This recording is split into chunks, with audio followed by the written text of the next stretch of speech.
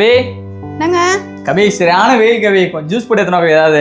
இந்த வந்துட்டேன், ஒரு நிமிஷம். வா, சரியான வெயில்.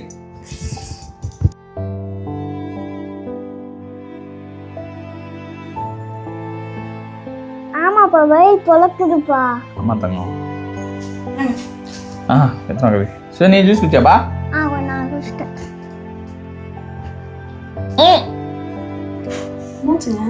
கவி ஜூஸ் போட்டுருக்க, நல்ல வேலை கவி. வீட்டுல வெட்டியா தானே இருக்க, இது கூட ஒழுங்கா போட மாட்டியா? அப்படின்னா தான் வேலை உனக்கு.